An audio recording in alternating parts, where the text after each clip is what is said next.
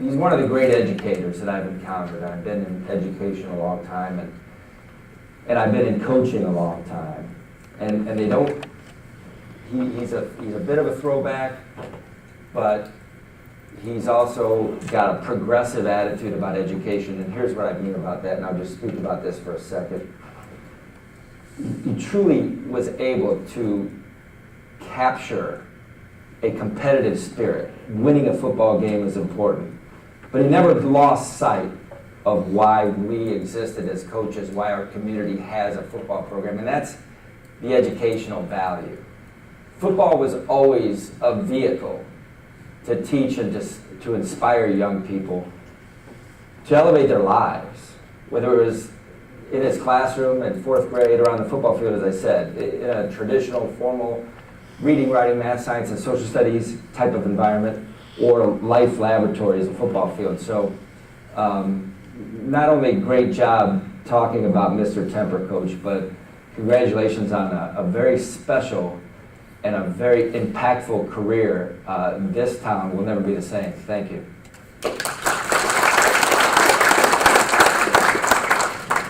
And would like to also acknowledge Mike McDevitt, who shares a passion with me, and I share one with him, and that's the importance of telling these stories.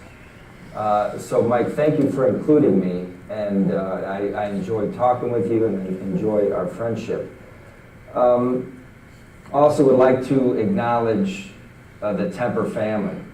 I hope I do this justice today. It matters to me so much. This is a family that's one of the great families of our community. That's not an idle compliment. When you understand their community service, like I do, when you understand that they have Ted Temper, Sr., who lost his health on the battlefield, Ernest Temper, who I'll introduce you to, who lost his life on the battlefield. It reminds me of Abraham Lincoln's letter to a woman named Mrs. Bixby, Lydia Bixby, I think. And some of you have known, you know the story, but I think of the Temper family, and I think of the line in that famous letter, "The solemn pride that must be yours to have laid such a costly sacrifice upon the altar of freedom." And I think of the Temper family when I think of that. And also the veterans here, and especially Mrs. Klein, the veterans' families. Mr. Klein became a lifelong educator after coming back with jumps at Normandy, Market Garden, Purple Heart recipient, wounded on in the Battle of the Bulge. Good to see you, Mrs. Klein, as always. And a couple that I'm going to introduce you to. I'm going to introduce you virtually to a wonderful couple named Ed and Anita Tibach. So it's with these four groups in mind that I'm pleased to make this presentation. Well, why do we gather here? Why do we consider these individuals who have been wounded in battle, seriously wounded in battle in a way that has affected their whole lives, killed in action? Why do we take time and pause from our comings and goings to do this? Well, let me tell you why not, at least in my estimation. It is not to glorify war. That is so far from what this is about. As a matter of fact, I don't know that anyone abhors the idea of war more than someone who has seen it, more than a soldier, a sailor, or a Marine.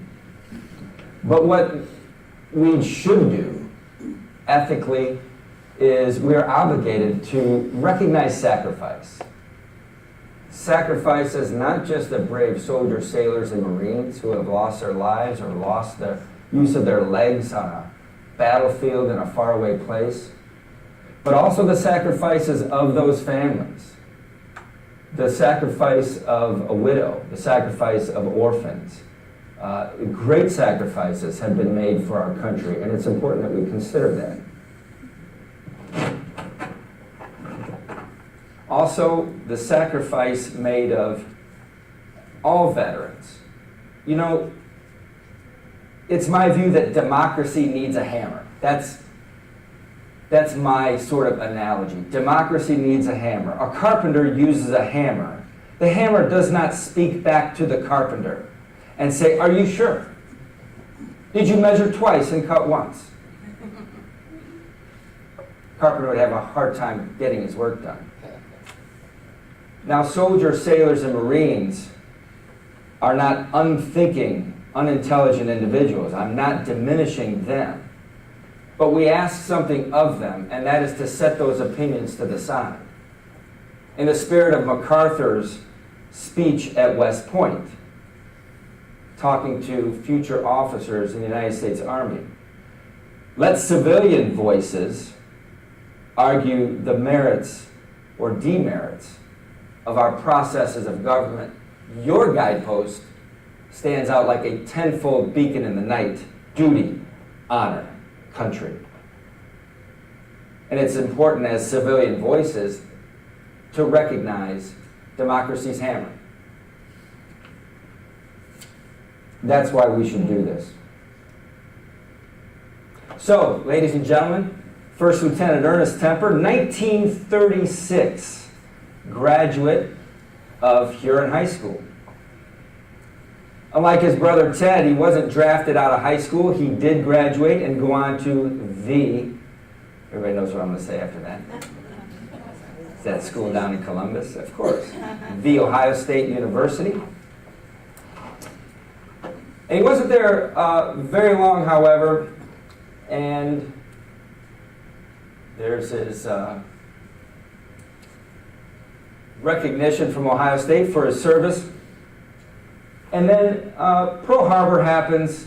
He enlists. He's able to go in as an officer as a result of his formal education as a second lieutenant.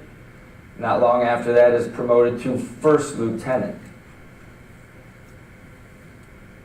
Well, what do you do when you're about to go off and fight the Wehrmacht? You get married.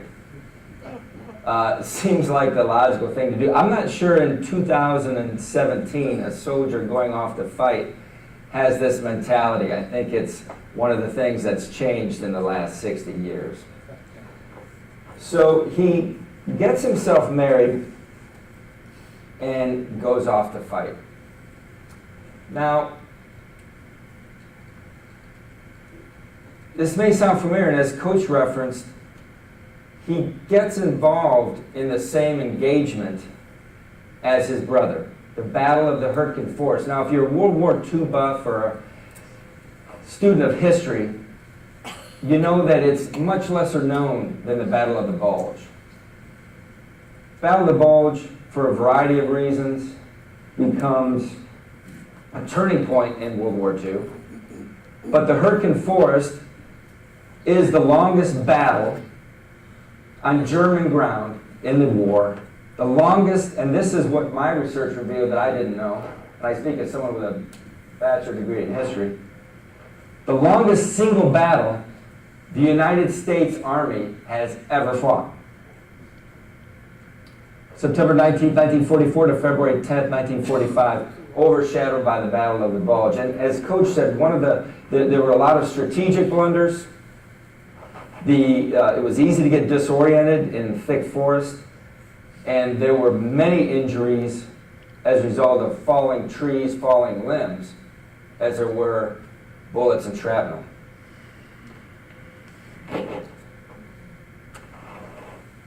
First Lieutenant Temper wrote some letters home, and Ted recently shared them with me. It's, I guess, we study history, we study battles, and we forget that these are young kids. And I read these letters, and you can hear the voice of a teenager. And I don't know what I imagined if I don't know that I read a letter home from a World War II soldier or not, but we read the book about the Great Generation, we hear about it, we see documentaries, and the voice is always, some 45-year-old man. Here's where they went, and the strategy. So I read this letter from Ernest Temper, And he's talking about, hey, some guy from, I don't know, that's in my unit, had his mother send him some pickled pig's feet. Can you send me some? That stuff is good. It's really good. That's what's on his mind. Well, there was a letter that was written from his commander, actually reassuring the family that Ernest was okay. Been unable to write, we've been a little busy over here, but he's doing fine, rest assured. On the back of that letter, handwritten, was, regret to inform you that Ernest is missing in action. Not long after that, the Western Union telegram was delivered that we've all seen in the movies, or maybe some of you have experienced. Amazingly, his brother Ted, as was pointed out, was in the same battle and was supposed to be part of a team of people to recover wounded and was asked to not go. We'll never know for sure about that, but the evidence suggests somebody knew what was going on and wanted to prevent Ted from potentially being part of a team of soldiers recovering his own brother.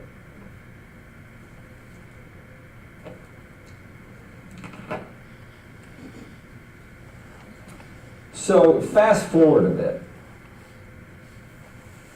A few years ago, 2013, under the leadership of Coach Legando, we decided to honor all of those who have been killed in action from our town.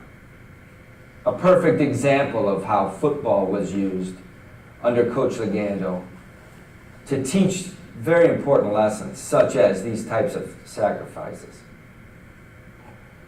Kids did a great job. As a matter of fact, there's a YouTube of the dedication. If you Google search Huron Fallen Heroes Memorial, you'll see it. I'm very proud of the kids and their involvement. They worked hard. In the process, though, we wrote a letter to the editor. What we wanted to be sure is that every spelling of every name was accurate. Do you formal names? Would you prefer Ernest or Ernie in the case of Ernest Temper? That sort of thing. So we came up with a list, did the research, wrote a letter to the editor. Didn't think much of it, got a couple of emails.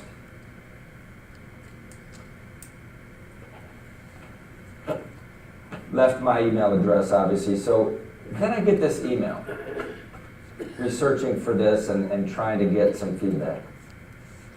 Hello, Paul. I am Anita from the Netherlands. My husband and I adopted the grave from Ernest L. Temper in Andre Chappelle American War Cemetery. Ernest was born in Huron on 13 May 1917 and killed in action 5 November 1944 in Summenskal, Germany. I found your email on the website Huron Hometown News, and you honor the heroes of your hometown. My question to you is, do you know maybe family members of Ernest L. Temper? Now, at the time, I seen Teddy Temper every day. Saturdays and Sundays too. Every day it's football season. I found out that his brother Theodore Temper died in May this year. This is a couple in the Netherlands. Coach mentioned how much they revere and respect the American heroes. My excuses for my bad English, and I hope you know what I mean. With dear regards, Anita T-Mines. My response. Anita, your English is fine, and your message is clear and easy to understand. It is received with emotion and gratitude. I know the Temper family very well. I will share your message with them this weekend. I am personally grateful that you and your husband have adopted the grave of one of our fallen heroes. Certainly the Temper family feels likewise, as do all Americans. Thank you for your kindness, with much gratitude. Immediately she responded, that's so nice and we're very happy. I send you the information we have. They've done some research. So quickly, Christine responds, my name is Christine Tempertan.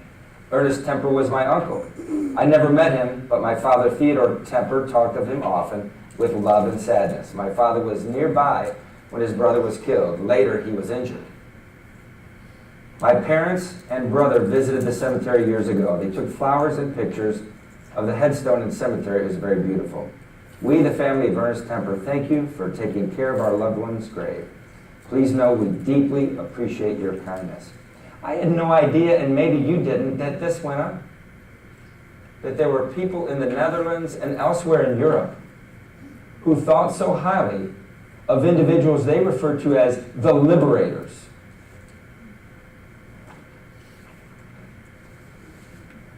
Dear Paul, I want to thank you very much for letting us read the email to the Temper family. Christine has already contacted us yesterday. This pleased us greatly, so we can let them know that we visit on special days the grave of their uncle and lay flowers.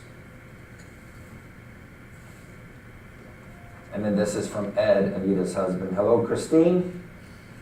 I am Ed, Anita's husband. We want to thank you very much for your nice and quick response. We appreciate it very much.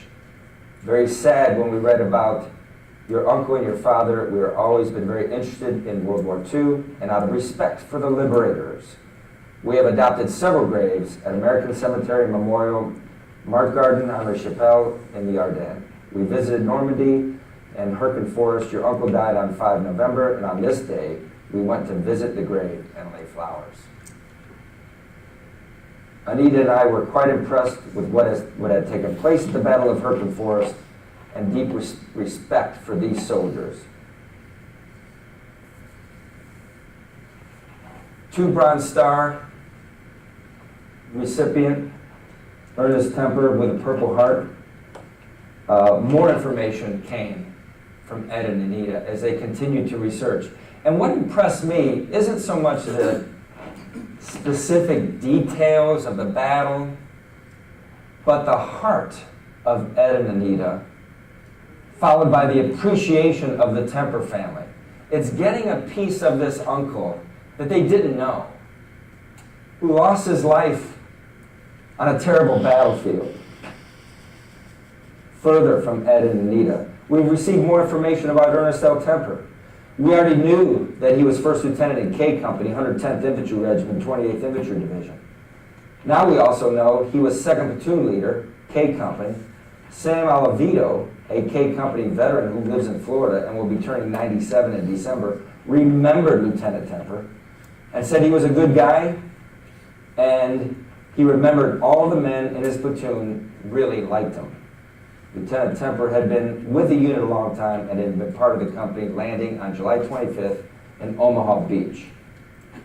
Best, Ed and Anita.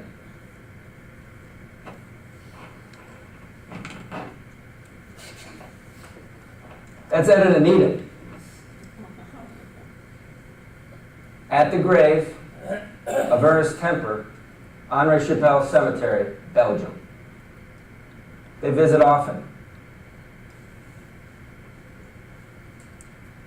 It's important that we know, especially sometimes because the political winds shift different directions, we feel like the whole world doesn't like us. The whole world may have forgotten sacrifices made to liberate Europe from Nazi oppression. This couple doesn't. Ed and Anita T-Bach appreciate the sacrifices of the American heroes, such as Ernest Temper. Have you been to a cemetery? An American national cemetery? Particularly, I've been to a few. Obviously, Arlington, here in the United States. I've been to the cemetery at Normandy, and one of the quotes, many obelisks, many memorials, but one really stuck with me, and I wish I could cite the person. It was a general. There's a quote on the wall. Evidence that we are a liberating nation and not a conquering nation is that the only ground we ask for is enough to bury our valiant dead. And I think of that often when I see pictures or Memorial Day.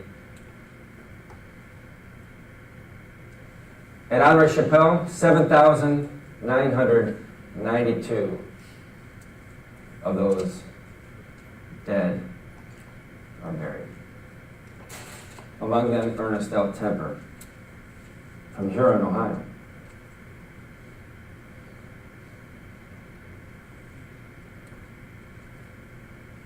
So today, we honor the memory of Ernest Temper and the sacrifice of the Temper family by involving high school students on Memorial Day to lay poppies, one for each killed in action from our town, at the Huron Fallen Heroes Memorial.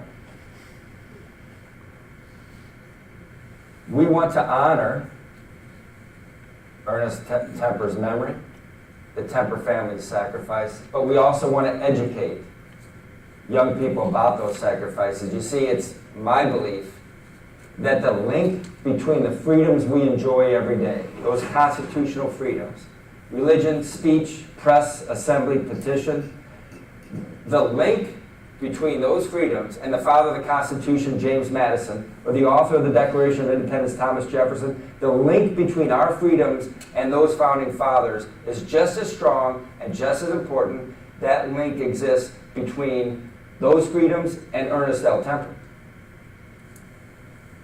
I question the value of the pen without the sword.